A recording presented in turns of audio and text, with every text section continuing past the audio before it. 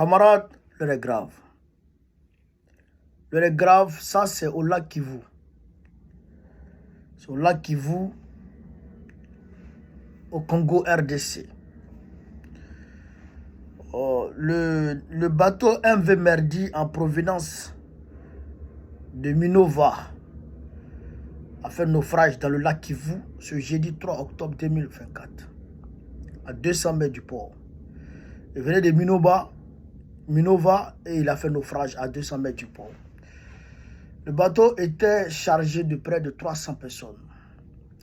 Un bateau qui, par sa capacité normale, doit transporter peut-être, on va dire, 100 personnes maximum.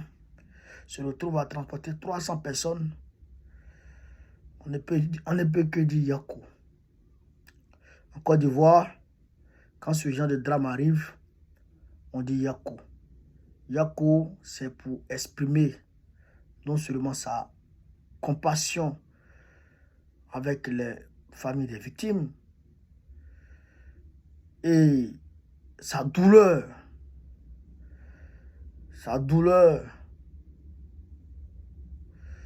par rapport au drame et en même temps exprimer son regret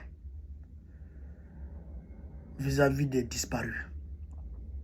Franchement, nous disons Yako à la famille éplorée, nous disons Yako au peuple congolais, nous disons Yako à l'État congolais, parce que là, il pleure. L'État congolais lui-même, il pleure. Tshisekedi lui-même, il est en larmes, si on peut le dire ainsi. On ne va pas lui taper dessus, parce que franchement, ça sera un peu déplacé, voire inhumain, de taper sur Tshisekedi actuellement pendant qu'il est en train de pleurer, c'est mort.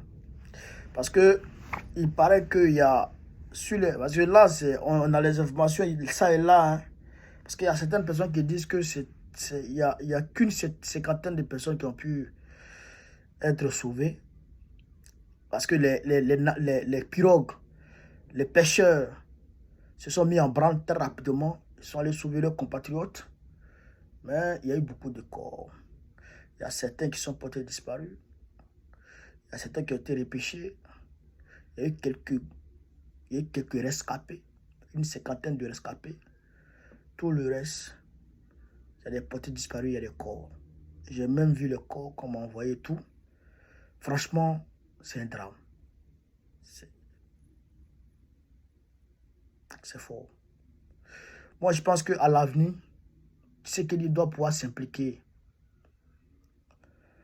Doit pouvoir s'impliquer plus en profondeur concernant ces moyens de transport. Il faut avoir une structure qui pourra réguler le nombre de personnes qui montent dans les bateaux, qui pourra faire respecter d'ailleurs les capacités de transport des navires, des bateaux là, et aussi bien structuré, et aussi mettre à la disposition des populations d'autres bateaux, et même d'autres moyens de transport plus rapides. Parce que si tu vois que les gens vont s'entasser dans un même bateau, c'est parce qu'il n'y a pas assez. Parce qu'il n'y a pas assez. Donc, je pense qu'il faut mettre à la disposition des populations plus de bateaux pour éviter ce genre de surcharge. Parce que même quand tu vois le bateau lui-même, tu sens qu'il est en train d'en dîner, il n'est pas stable. Parce que le poids. Et donc, les vagues ont fait qu'il y a eu ce qu'il y a eu.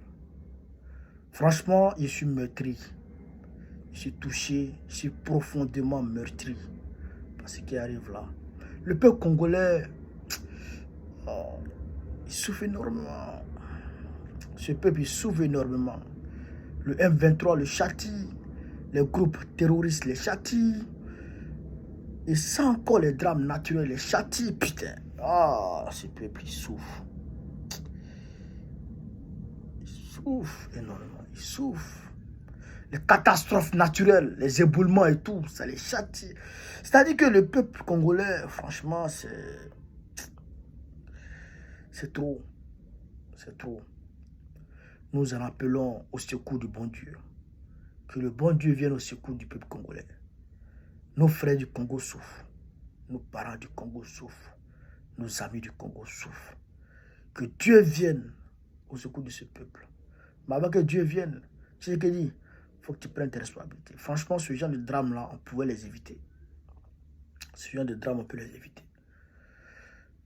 En prenant un certain nombre de dispositifs, en prenant un certain nombre de dispositions, je vais dire, on peut les éviter.